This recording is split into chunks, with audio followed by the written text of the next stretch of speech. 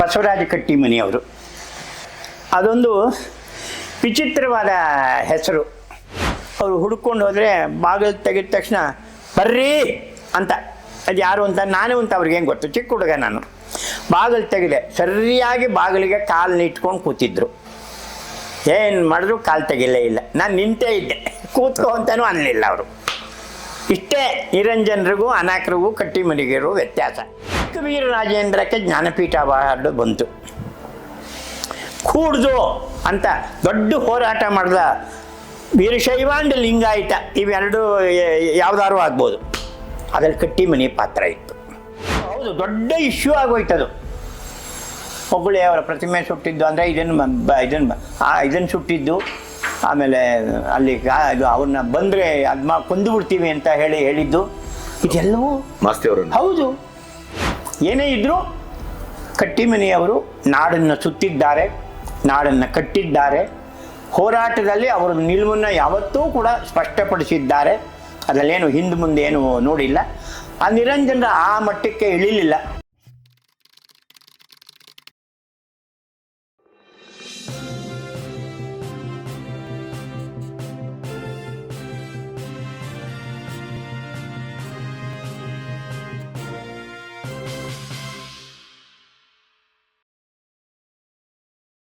ಬಸವರಾಜ ಕಟ್ಟಿಮನಿಯವರು ಅದೊಂದು ವಿಚಿತ್ರವಾದ ಹೆಸರು. ಸಾಹಿತ್ಯದಲ್ಲೂ ಅಷ್ಟೇ, ರಾಜಕೀಯದಲ್ಲೂ ಇದ್ದರು ಅವರು. ಆದರೆ ನನಗೆ ಅವ್ರ ಬಗ್ಗೆ ವಿಶೇಷ ಗೌರವ ಏನು ಅಂದರೆ, ಅವರು ಸಿದ್ದವನಹಳ್ಳಿ ಕೃಷ್ಣ ಶರ್ಮರ ಗರಡಿಲಿ ಬೆಳೆದವರು. ಯಾರು? ಬಸವರಾಜ ಕಟ್ಟಿಮನಿ. ಉಶಾಂತ ಪತ್ರಿಕೆ ಬರ್ತಾಯಿತ್ತು, ಅದಕ್ಕೆ ಇವರು ಅವ್ರನ್ನ ಇಟ್ಕೊಂಡಿದ್ರು ಅವರು, ಸಿದ್ದವನಹಳ್ಳಿ ಕೃಷ್ಣ ಶರ್ಮರು. ಆಮೇಲೆ ಆಗ ಒಂದು ರೀತಿ ಆ ಶಿಷ್ಯತ್ವವನ್ನು ಭಾಳ ಶ್ರದ್ಧಾ, ಸಿದ್ದವನಹಳ್ಳಿ ಕೃಷ್ಣ ಶರ್ಮರು ಹಾಗಿದ್ದವರು. ಬೇಂದ್ರೆ ಅಂಥವ್ರನ್ನೂ ಕೂಡ ಅವರು ಏಕವಚನದಲ್ಲಿ ಕರೀತಾ ಇದ್ದಂಥ ವ್ಯಕ್ತಿ ಸಿದ್ದವನಹಳ್ಳಿ ಕೃಷ್ಣ ಶರ್ಮರು. ದೈತ್ಯ ಪ್ರತಿಭೆ. ನಾನು ಅವ್ರನ್ನ ನೋಡಲಿಲ್ಲ. ಮಲ್ಲೇಶ್ವರಂ ಗಾಂಧಿ ಸಾಹಿತ್ಯ ಸಂಘ ಅದು ಇದು ಎಲ್ಲ ಅವರು ಸ್ಥಾಪಿಸಿ ಹೋದರು. ಗಾಂಧಿ ಇದಕ್ಕೆ ಭಾಳ ಕೆಲಸ ಮಾಡಿದವರು ಸಿದ್ದವನಹಳ್ಳಿ. ಒಂದು ಟೀಮನ್ನು ಕೂಡ ತಯಾರು ಮಾಡಿದ್ದಾರೆ ಅವರು ಅಲ್ಲಿ. ಸೊ ಆ ಇದರಲ್ಲಿ ಇವರು ಆ ಥರ ಒಂದು ಸಂಘ ಸಂಸ್ಥೆಯಲ್ಲಿದ್ದು ಕೆಲಸ ಮಾಡೋವಂಥವ್ರಲ್ಲ ಕಟ್ಟಿಮನಿಯವರು. ಆ ನೇಚರ್ ಇರಲಿಲ್ಲ ಅವರಿಗೆ. ಆದರೆ ವಿನೋಬಾ ಭಾವೆ ಅವರ ಗೀತಾ ಪ್ರವಚನವನ್ನು ಇವರು ಅಲ್ಲಿದ್ದಾಗ, ಸಿದ್ದವನಹಳ್ಳಿ ಕೃಷ್ಣ ಶರ್ಮರ ಜೊತೆಯಲ್ಲಿದ್ದಾಗ ಅನುವಾದ ಮಾಡಿದ್ದಾರೆ. ಸೊ ಮೊದಲನೇ ಆವೃತ್ತಿ ಏನಂತಾರೆ, ಫಸ್ಟ್ ಎಡಿಷನ್, ಅದು ನನ್ನ ಹತ್ರ ಇದೆ. ಇನ್ಯಾರ ಹತ್ರನೂ ಇಲ್ಲ, ಎಲ್ಲೂ ಇಲ್ಲ. ಕಲಬುರ್ಗಿ ಅಂಥವರು ಕಟ್ಟಿಮನಿಯವರ ಸಮಗ್ರ ಸಾಹಿತ್ಯವನ್ನು ತಂದಿದ್ದಾರೆ ಈಗ, ಒಂದು ಯಾವುದೋ ಸಂಸ್ಥೆಯ ಮೂಲಕ. ಅದ್ರ ಹೆಸರು ನನಗೆ ಜ್ಞಾಪಕ ಇಲ್ಲ, ನನ್ನ ಸಂಗ್ರಹದಲ್ಲಿದೆ ಆ ಎಲ್ಲ ವಾಲ್ಯೂಮ್, ಆ ಎಲ್ಲ ಪುಸ್ತಕದಲ್ಲೂ ನನ್ನ ಹೆಸರು ಹಾಕಿದ್ದಾರೆ ಕಲಬುರ್ಗಿಯವರು. ಆ ಗೀತಾ ಪ್ರವಚನ ಅನ್ನೋದನ್ನು ಮೇಲ್ಗಡೆ ಸಿದ್ದವನಹಳ್ಳಿ ಕೃಷ್ಣ ಶರ್ಮ, ಕೆಳಗಡೆ ಬಸವರಾಜ ಕಟ್ಟಿಮನಿ, ಇಬ್ಬರ ಹೆಸರಿನಲ್ಲೂ ಬಂದಿದೆ. ಸಂತೋಷ, ಗುರುಗಳವರು ಇಲ್ಲ ಅಂತ ಹೇಳಲ್ಲ. ಆದರೆ ಎರಡನೇ ಆವೃತ್ತಿ, ಬೇರೆ ಬೇರೆ ಆವೃತ್ತಿನಲ್ಲಿ ಕಟ್ಟಿಮನಿಯವರ ಹೆಸರು ಬಿದ್ದೋಗಿದೆ. ಇದೇನಿದು? ಯಾರೂ ಕೇಳೋರಿಲ್ಲ, ಗೊತ್ತಿಲ್ಲ. ಅದು ನನ್ನ ದೃಷ್ಟಿನಲ್ಲಿ ಅದು ಕಟ್ಟಿಮನಿಯವರೇ ಮಾಡಿರೋದು, ಹೊಟ್ಟೆಪಾಡು. ಅದದು ಸಹಜವೇ. ಈ ಪ್ರಗತಿಶೀಲರಿಗೆ ಭೂತವಾಗಿ ಕಂಡಿದ್ದು ಹೊಟ್ಟೆಪಾಡೆ. ಅನಾಕರು ಇರಬಹುದು, ಅಥವಾ ಯಾರು ಬಡತನ ಏನೂ ಇಲ್ಲ ಅವರಿಗೆ. ಉದ್ಯೋಗ, ಡಿಗ್ರಿ ಇಲ್ಲ, ಇನ್ನೊಂದಿಲ್ಲ. ಭಾಳ ಕಷ್ಟಪಟ್ಬಿಟ್ಟಿದ್ದಾರೆ. ಅದು ಹೇಳ್ತಿರೋದು ಮುಂದೆ ಗೊತ್ತಾಗುತ್ತೆ. ಸೊ ಹಾಗಿದ್ದಾಗ ಕಟ್ಟಿಮನಿಯವರು ಕೂಡ ಬೀದಿ ಪಾಲಾಗಿದ್ದಂಥವ್ರೆ. ಆದರೂ ಬರವಣಿಗೆಯನ್ನು ಅವರು ಭಾಳ ಎತ್ತರವಾಗೇ ಮಾಡಿದ್ದಾರೆ. ನಿಮಗೆ ಗೊತ್ತಿರುವ ಹಾಗೆ, ನೀವು ಆ ಕ್ಷೇತ್ರದಲ್ಲಿರೋರು ಅವರ ಮಾಡಿ ಮಡಿದವರನ್ನು ಮೊದಲನೇ ಸಿನಿಮಾ ಎಂಥದ್ದು ಇನ್ಸ್ಟಿಟ್ಯೂಟಿಂದ, ಪೂನಾ ಇನ್ಸ್ಟಿಟ್ಯೂಟಿಂದ ಬಂದ ಶಂಕರಪ್ಪ ಅವರು ಮೊದಲನೇದು ಮಾಡಿದ್ದೆ ಮಾಡಿ ಮಡಿದವರು ಚಲನಚಿತ್ರ. ಅದಕ್ಕೇನೋ ಪ್ರಶಸ್ತಿಗಳು ಅವು ಇವು ಬಂದಿರಬಹುದು. ಆದರೂ ಆ ಮಟ್ಟಕ್ಕೆ ಅದು ಜನಕ್ಕೆ ಮುಟ್ಲಿಲ್ಲ. ಶಂಕರಪ್ಪನವರ ಐಡಿಯಾ ಏನಿತ್ತೋ ಚಲನಚಿತ್ರದ ಬಗ್ಗೆ, ಮತ್ತು ಅದರಿಂದ ನೊಂದರು ಅವರು. ಅದೊಂದು ಕಲಾತ್ಮಕ ಸಿನಿಮಾ ಅನ್ನುವ ಒಂದು ಸ್ಪರ್ಧೆ ಮಾಡಿ ಇಟ್ಬಿಟ್ರು ಅದನ್ನು. ಆ ಪುಸ್ತಕ ಅಂಥದ್ದಲ್ಲ. ಹಾಗಾಗಿ ಕಟ್ಟಿಮನಿಯವರು ತುಂಬ ಬರವಣಿಗೆ ಮಾಡಿದ್ದಾರೆ. ಅವ್ರ ಹೆಸರನ್ನ ಆ ಕಡೆನೂ ಅಂತಾರೆ ಮತ್ತು ಎಲ್ಲರೂ ಅಂತಾರೆ. ಅವರು MLC ಆಗಿದ್ದರು. ನಮ್ಮ ಗೊರೂರು ಅವರು ಹೇಗೆ MLC ಆಗಿದ್ದರು ಒಂದು ಅವಧಿಗೆ, ಹಾಗೆ ಕಟ್ಟಿಮನಿಯವರು ಕೂಡ ಒಂದು MLC ಆಗಿದ್ದರು. ಆಗ ಅವರ ಬಾಯಿಯನ್ನು ಅವ್ರನ್ನೇನಂತಿದ್ರು ಇವರು ಕಟ್ಟಿಮನಿ ಅಲ್ಲ, ಕಟ್ಟಿಮನಿ.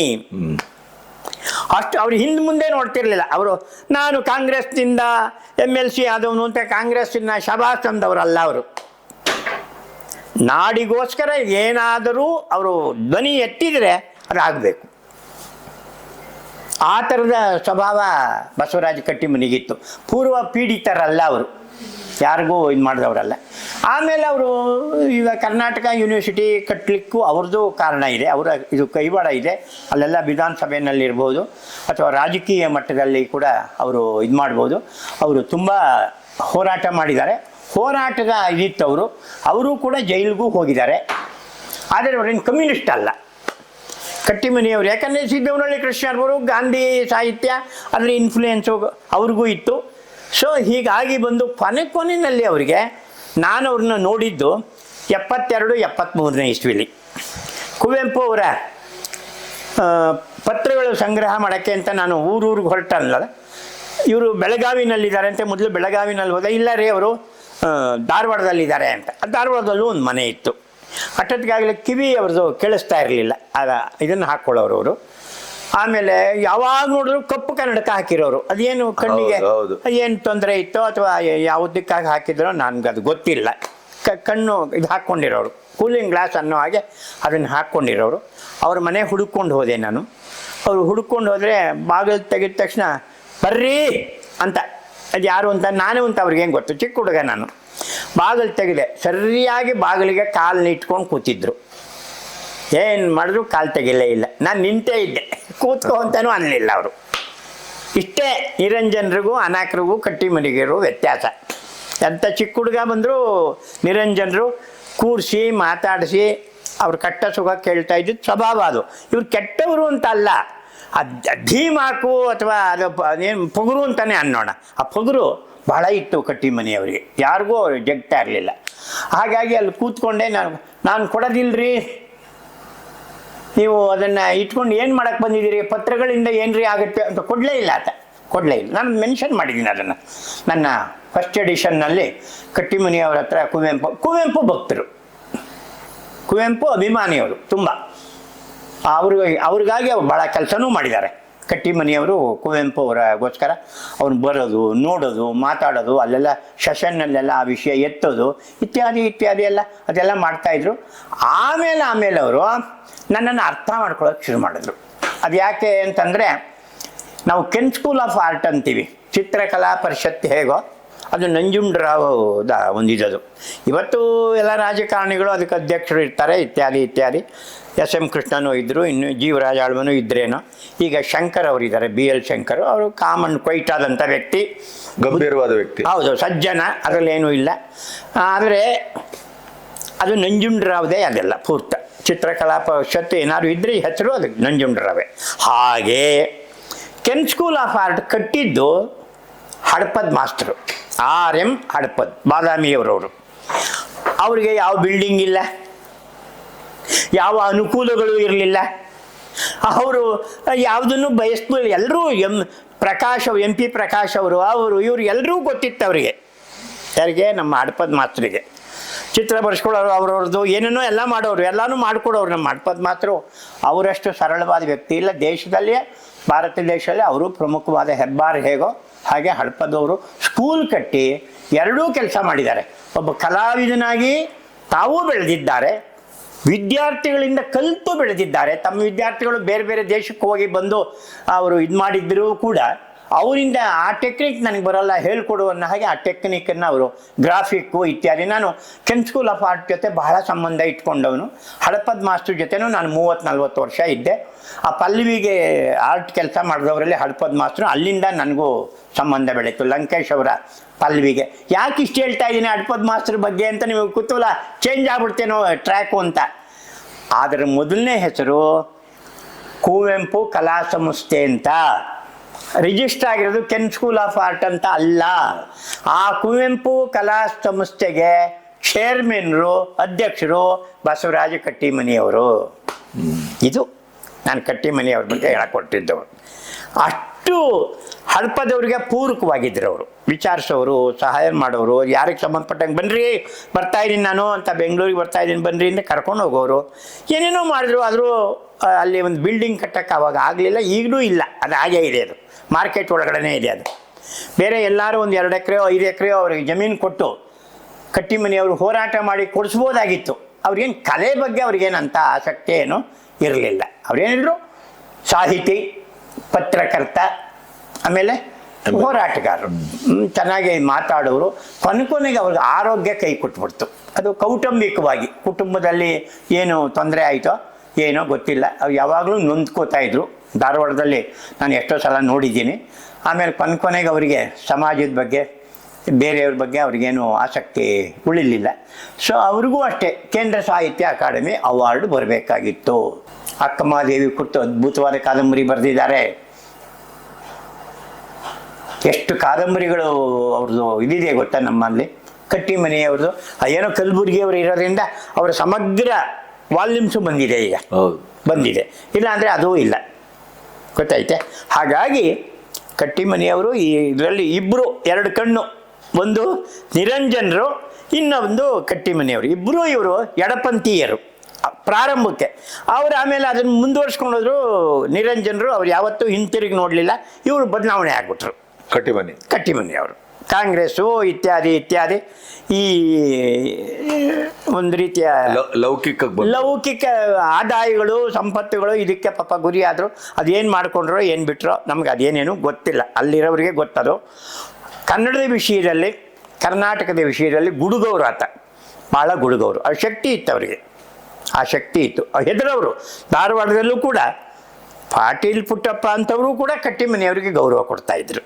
ಅವರು ಪತ್ರಕರ್ತರಾಗಿದ್ದು, ಅವರು ಹೋರಾಟಗಾರರಾಗಿದ್ದು ಎಲ್ಲ. ಆದರೆ ಇವರು ಸಕ್ರಿಯವಾಗಿ ಕನ್ನಡದ ಚಳುವಳಿಗೆ ಅವರು ಭಾಗವಹಿಸ್ದಂಗೆ ಕಾಣಲಿಲ್ಲ. ಅಲ್ಲಿ ವಿದ್ಯಾವರ್ಧಕ ಸಂಘ ಅದು ಪಾಟೀಲ್ ಪುಟ್ಟಪ್ಪನವ್ರ ಕೈನಲ್ಲಿತ್ತು. ನಮ್ಮ ಬೆಂಗಳೂರಿನಲ್ಲಿ ಹೇಗೆ ಕನ್ನಡ ಸಾಹಿತ್ಯ ಪರಿಷತ್ತು, ಹಾಗೆ ಅಲ್ಲಿ ಕರ್ನಾಟಕ ವಿದ್ಯಾವರ್ಧಕ ಸಂಘ ಅದು. ಅದರಲ್ಲೆಲ್ಲ ಪಾಟೀಲ್ ಪುಟ್ಟಪ್ಪ ಇವ್ರದ್ದು ಕೈವಾಡ. ಇವ್ರು ಏನು ಅದರಲ್ಲಿ ಒಳಗಡೆ ಹೊಕ್ಕ ಹಾಗೆ ಕಾಣಲಿಲ್ಲ. ಆಮೇಲೆ ಏನಿದ್ರು ಅವ್ರ ಬರವಣಿಗೆ ಈ ಮಟ್ಟಿಗೆ ಅವರು ಕಟ್ಟಿಮನಿಯವರು ಉಳ್ಕೊಂಡ್ರು. ಅವರಿಗೆ ಸಾಹಿತ್ಯ ಸಮ್ಮೇಳನ ಅಧ್ಯಕ್ಷತೆ ಕೊಟ್ಟಿದ್ರೋ ಏನೋ ನನಗೆ ನೆನಪು ಬರ್ತಾ ಇಲ್ಲ, ಕೊಟ್ಟಿದ್ರೋ ಇಲ್ವೋ ಗೊತ್ತಿಲ್ಲ. ಡಾಕ್ಟ್ರೇಟ್ ಅಂತೂ ಅವರಿಗೆ ಸಿಕ್ಕಲಿಲ್ಲ. ಕೇಂದ್ರ ಸಾಹಿತ್ಯ ಅಕಾಡೆಮಿ ಬರಲಿಕ್ಕೆ ಎಲ್ಲ ರೀತಿಯ ಅರ್ಹತೆ ಇದ್ದಂಥವರು ಕಟ್ಟಿಮನಿಯವರು. ಅವ್ರ ಕೃತಿಗಳು ಯಾವುದಕ್ಕಾದ್ರೂ ಕೊಡ್ಬೋದಾಗಿ ಕಥೆಗಳು ಬರೆದಿದ್ದಾರೆ, ಕಾದಂಬರಿ ಬರೆದಿದ್ದಾರೆ, ಮತ್ತು ಆತ್ಮಕಥೆ ಬರೆದಿದ್ದಾರೆ. ಅದು ಕಾದಂಬರಿಕಾರನ ಕಥೆ ಅಂತ ಎಲ್ಲ ಮುಚ್ಚು ಮರೆ ಇಲ್ಲದೆ ಈ ಕೇಂದ್ರ ಸಾಹಿತ್ಯ ಅಕಾಡೆಮಿನಲ್ಲಿ ಏನೇನು ಅವ್ಯವಹಾರ ನಡೀತಾ ಇದೆ ಎಲ್ಲ ದಾಖಲಿಸಿದ್ದಾರೆ. ಎಲ್ಲವನ್ನು ಬೇಂದ್ರೆ, ಗೋಕಾಕ್ ಮತ್ತು ಮುಗುಳಿ ಅವರನ್ನು ಏನನ್ನೂ ಬಿಟ್ಟಿಲ್ಲ. ಇವ್ರು ಯಾರೋ ನನ್ನ ಮೇಲೆ ಬೇಂದ್ರೆ ಅವರ ನೀನು ಹಂಗಂದಿದ್ಯಾ ಹಿಂಗಂದಿದ್ಯಾ ಅಂದರೆ ಆ ಪುಸ್ತಕ ಓದಬೇಕು. ಅಷ್ಟು ಕ್ರಿಟಿಸೈಸ್ ಮಾಡಿದ್ದಾರೆ. ಅಷ್ಟು ಆದರೆ ನಾನು ವರ್ಧಮಾನ ಪ್ರಶಸ್ತಿ ಪೀಠದಲ್ಲಿ ಇದ್ದಾಗ ಒಂದು ಆ ವರ್ಷದ ಶ್ರೇಷ್ಠ ಕೃತಿ ಅಂತ ಹೇಳಿ ಒಂದು ಕೊಡೋದಕ್ಕೆ ತೀರ್ಮಾನ ಮಾಡಿದಾಗ ತೀರ್ಪುಗಾರರ ಅಧ್ಯಕ್ಷರನ್ನಾಗಿ ನಾನು ಆಯ್ಕೆ ಮಾಡಿಕೊಂಡಿದ್ದು ನಾನು, ಡಾಕ್ಟರ್ ಮೊಗಸಾಲೆ ಸೇರಿ ರಂಶ್ರೀ ಮುಗುಳಿಯವ್ರನ್ನ. ಆಗ ನಾನು ಅವ್ರ ಹತ್ರ ಭಿನ್ನ ಮಾಡಿಕೊಂಡೆ. ಸರ್, ಅವರಿಗೆ ಕೇಂದ್ರ ಸಾಹಿತ್ಯ ಅಕಾಡೆಮಿ ಅವಾರ್ಡ್ ಬರಬೇಕಾಗಿತ್ತು, ನಿಮಗೆ ಬಂದಿದೆ, ಅವ್ರಿಗೆ ಬರಬೇಕಾಗಿತ್ತು ಸರ್. ಇದು ಕೊನೆ ಪುಸ್ತಕ, ಕಾದಂಬರಿಕಾರನ ಕತೆ, ಇದಕ್ಕೆ ನೀನು ನೋಡಿದೀಯಾ, ಓದಿದ್ದೀಯಾ ಅಂದರು. ಇದೆ ಸರ್, ನನ್ನ ಹತ್ರ ಇದೆ ನೋಡಿ, ಇಲ್ಲಿ ಅವ್ರಿಗೆ ಪುಸ್ತಕನೂ ಇಟ್ಟೆ, ಮುಂದೆ ತಗೊಂಡೋಗಿದ್ದೆ. ನಾನು ತೀರ್ಪುಗಾರ ಅಲ್ಲ, ತೀರ್ಪುಗಾರರ ಗಮನಕ್ಕೆ ತರಬೇಕು, ನಾನು ಉಪಾಧ್ಯಕ್ಷ.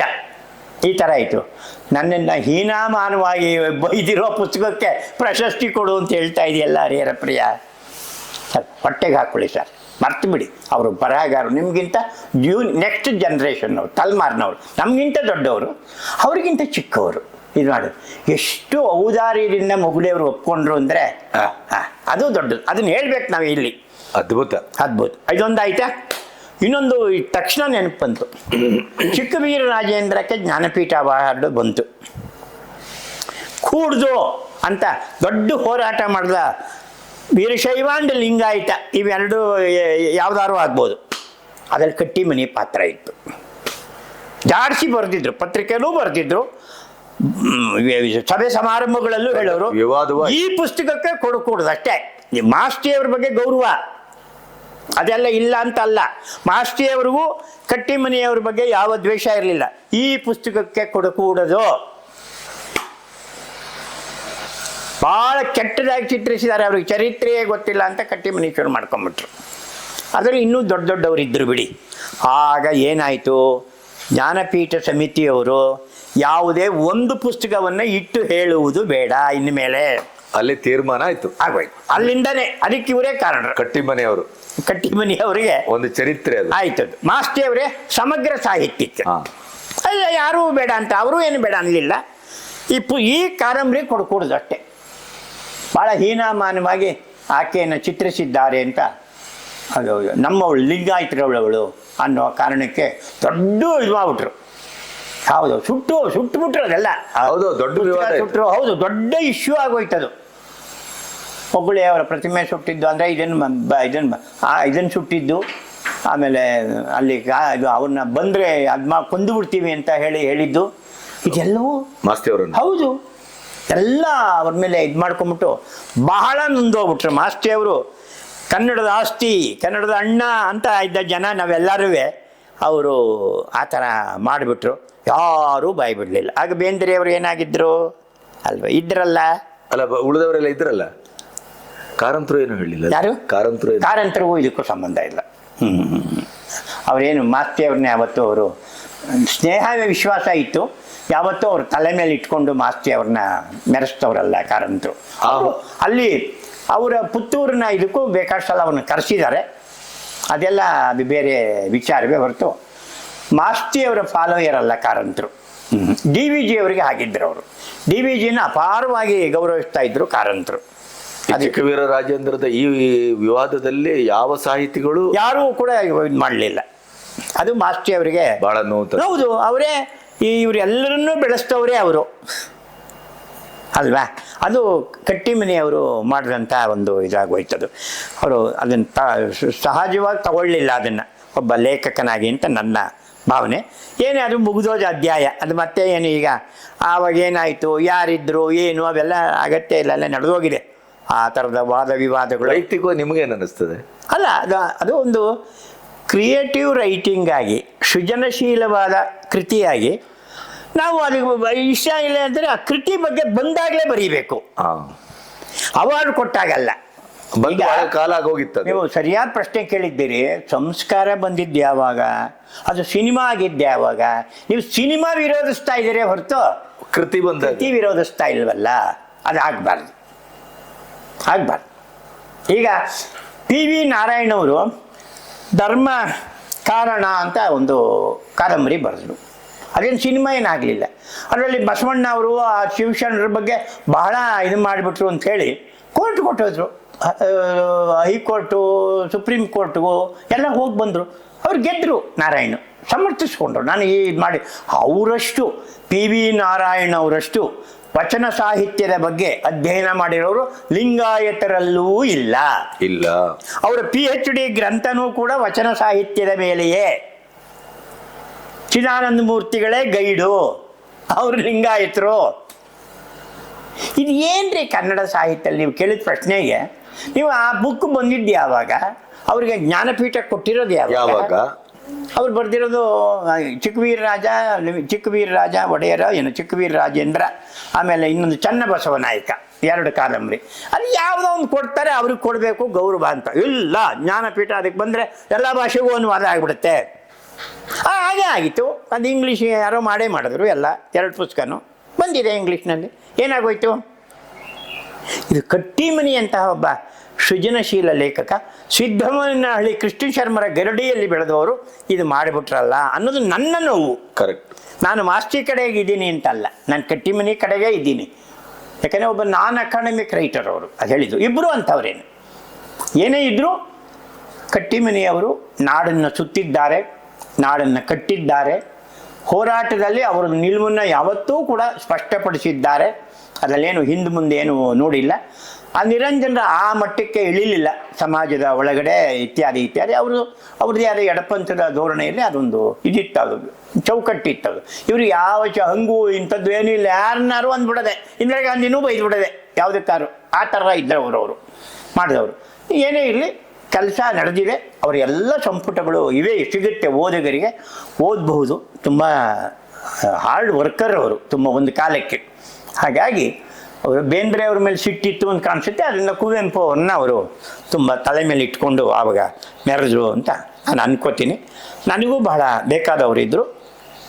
ಮೊದಲು ಇದ್ದ ಧೋರಣೆ ಚೇಂಜ್ ಆಗಿ ಬದಲಾವಣೆ ಆಗಿ ನನ್ನನ್ನು ಅವ್ರ ಜೊತೆಯಲ್ಲಿ ಹಾಕ್ಕೊಂಡು ಹೋದರು. ನಾನು ಧಾರವಾಡಕ್ಕೆ ಹೋದರೆ ಅವ್ರ ಮನೆಗೆ ಹೋಗ್ತಾ ಇದ್ದೆ. ತುಂಬ ನೊಂದಿದ್ರು, ಯಾವುದ್ಯಾವ ಕಾರಣಗಳು ಕುಟುಂಬದಲ್ಲಿ, ಅವರ ಮಕ್ಕಳು ಯಾವ್ದು ಇರಬಹುದು, ಅದನ್ನು ನಾವು ಬೆಟ್ಟು ಮಾಡಿ ನಾವು ಹೌದು ತೋರಿಸೋದು. ನನಗೂ ಸಿದ್ಧಲಿಂಗ ಪಟ್ಟಣ ಶೆಟ್ಟಿ, ಸಿದ್ಧಲಿಂಗ ಪಟ್ಟಣ ಶೆಟ್ಟಿ ಅವರು ಕಟ್ಟಿಮನಿಗೆ ಬಹಳ ಬೇಕಾದವರು. ಎಲ್ಲ ಸಲಹೆ ಸೂಚನೆಗಳಿಗೆ ಅಥವಾ ಅವ್ರ ಮನೆಯಲ್ಲಿ ಏನೇ ಗಲಾಟೆ ಆದರೂ ಮಾಡಿದ್ರು ಪಟ್ಟಣ ಶೆಟ್ಟಿ ಓಡಿ ಬರ್ತಾಯಿದ್ರು. ಅದು ಗೊತ್ತು ನನಗೆ. ನಾನು ಅದ್ರ ಬಗ್ಗೆ ಮಾತಾಡೋದಿಲ್ಲ. ಕುಟುಂಬದ ವಿಷಯ ನನಗೆ ಸಂಬಂಧಪಟ್ಟಿದ್ದಲ್ಲ, ನಾನು ಅಷ್ಟು ಸನಿಹವಾಗಿದ್ದಿಲ್ಲ. ಪಟ್ಟಣ ಶೆಟ್ಟರು ಮಾತಾಡ್ತಾಯಿದ್ರು, ನನಗೆ ಗೊತ್ತದು ನೋವು ಎಷ್ಟು ನುಂಗಿದ್ದಾರೆ ಅವರು, ಏನಾಯಿತು ಕೊನೆಗೆ ಅವರು ಅನ್ನೋದನ್ನು ನಾನು ಹೇಳೋಕ್ಕೆ ನಾನು ಇದನ್ನು ಬಳಸ್ಕೊಳ್ಳಲ್ಲ. ಕಟ್ಟಿಮನಿಯವ್ರ ಬಗ್ಗೆ ನನಗೆ ಗೌರವ ಇದೆ. ಅವರ ಮಕ್ಕಳು ಎಲ್ಲರೂ ಇದ್ದಾರೆ. ಅದೇ ವಿಷಯಕ್ಕೆ ಇದಾಗಿರೋದು ಅಂತ ನಾನು ನಿಮ್ಗೆ ಹೇಳ್ತಾರೆ. ಇಲ್ಲ, ಬರಹಗಾರರು ಯಾರು ಕಂಡಿಲ್ಲ ನನಗೆ. ಅದೇ ವಿಷಯಕ್ಕೆ ಅವ್ರು ನೊಂದರು ಅಂತ ಕಾಣಿಸ್ತದೆ. ಸೊ ಹಾಗಾಗಿ ಆ ಪ್ರಗತಿಶೀಲರಲ್ಲಿ ಪ್ರಬಲರಾದ ಲೇಖಕರು ಯಾರಯ್ಯ ಅಂದರೆ ನಾನು ನಿರಂಜನ ಮತ್ತು ಕಟ್ಟಿಮನಿಯವ್ರನ್ನ ನಾನು ಕಣ್ಣು ಮುಚ್ಕೊಂಡು ಹೇಳ್ತೀನಿ. ಯಾರೂ ಕೂಡ ಒಪ್ಪಬಹುದು ಅಂತ ವ್ಯಕ್ತಿತ್ವ ಅಂತ ನನಗನ್ನಿಸಿದೆ. ಓಕೆ.